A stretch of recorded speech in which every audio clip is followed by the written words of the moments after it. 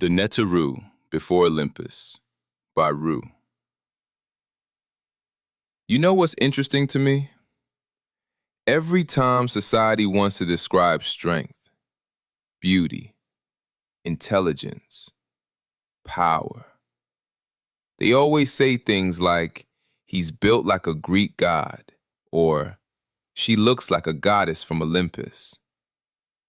As if the Greeks were the original source of divine archetypes. As if Rome invented divinity itself. But this is what happens when history is renamed long enough. People eventually forget where things came from. So let's educate for a moment. Because Olympus was not the beginning. Rome was not the beginning. Greek mythology and Roman mythology did not appear out of nowhere, floating down from the heavens. Civilizations learn from civilizations. Cultures borrow from cultures. And before Greece became Greece, before Rome became Rome, Kemet had already stood for thousands of years. Ancient Kemet, what the world now ignorantly calls Egypt, was already ancient before many Greek philosophers were even born. And the Greeks themselves admitted this. Plato, Pythagoras, Solon, Herodotus, all traveled into Kemet to study wisdom, mathematics, cosmology, architecture, spirituality, initiation, and the sciences of consciousness. Understand this clearly. Kemet was not mythology in the childish sense modern people think of today.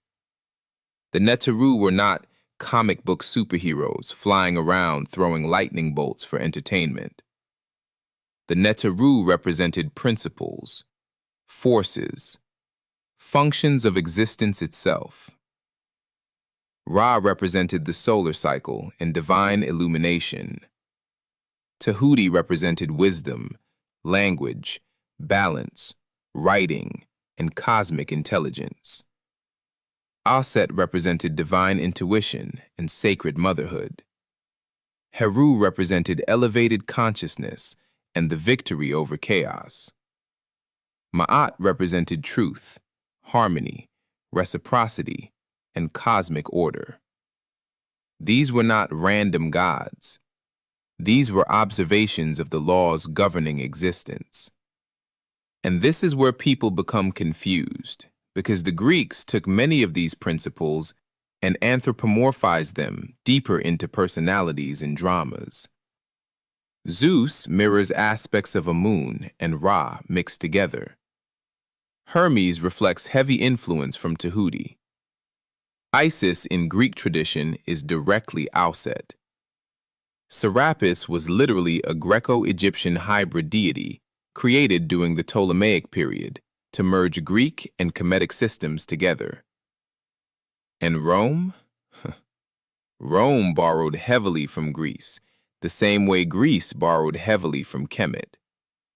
The Romans simply renamed the Greek gods. Zeus became Jupiter. Ares became Mars. Aphrodite became Venus. Hermes became Mercury.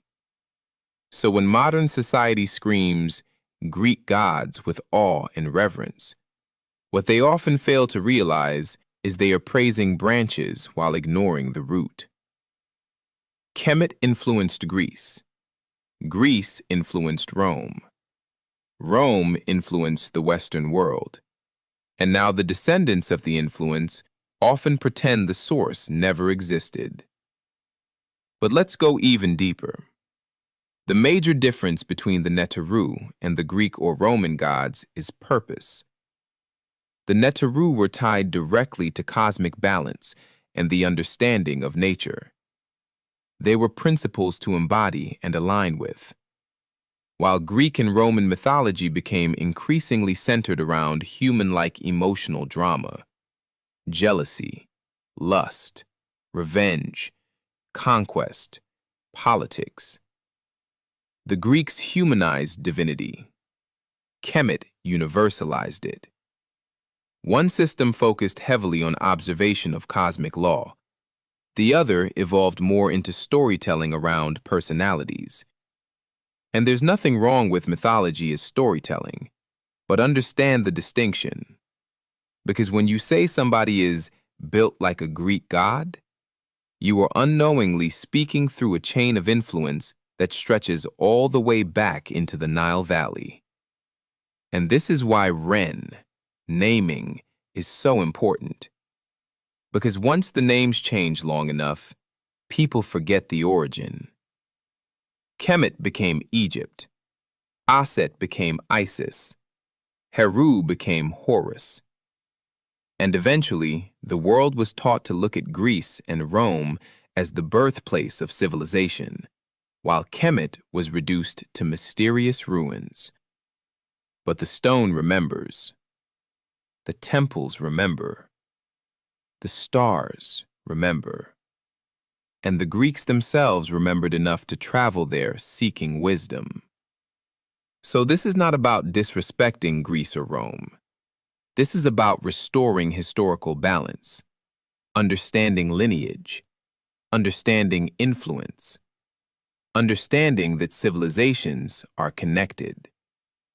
Because once you understand that the Neteru represented divine principles of existence itself, you stop looking at ancient Kemet as primitive mythology and begin to see it as one of humanity's earliest systems of observing consciousness, nature, rhythm, mathematics, and cosmic order.